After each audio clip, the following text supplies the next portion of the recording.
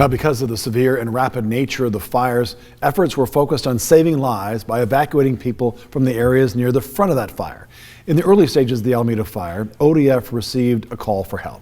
And in a short period of time, the decision was made to start dropping retardant over several residential areas. Newswatch 12's Daniel Ramirez has been looking over the crucial minutes that led up to that decision, who was calling the shots, and the reasoning behind a move that allowed for many people to evacuate. A crucial moment during the Almeda fire, but the decision to save evacuees some time and potentially for some, their lives. Oh, it was probably a couple of minutes. For Dave Larson, decision-making is an essential trait to have when working for the state's forestry department, a trait that came into play when calling for air support a year ago. On that day, we received the report of the fire down there off of Alameda Drive. While the Alameda fire tore through Talon and Phoenix, the Oregon Department of Forestry was dealing with the Slater fire coming into Cave Junction and the South Obichain fire near Eagle Point. First, ODF sent out 2 fire engines to support fire crews. That quickly escalated to a larger scale response because of extreme conditions.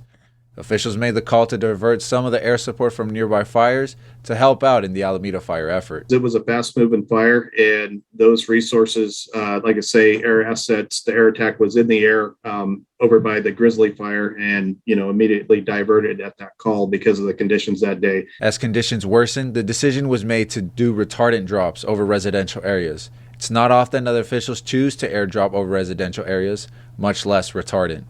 In an effort to slow down the flames, the decision was made to prioritize lives over structures.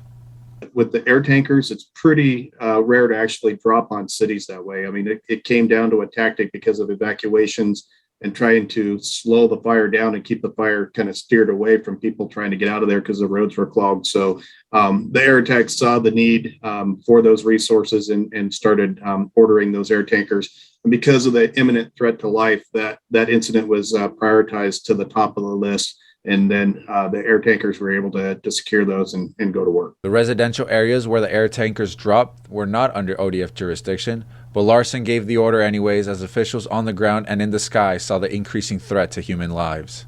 Initially, folks are like, how do we, who gives the approval on that? And that's where I was standing in dispatch, and I said I approve the order, imminent threat to life, and then that gets sent up on the form and dispatched, goes to the Salem Coordination Center, and then from there they route the air tankers.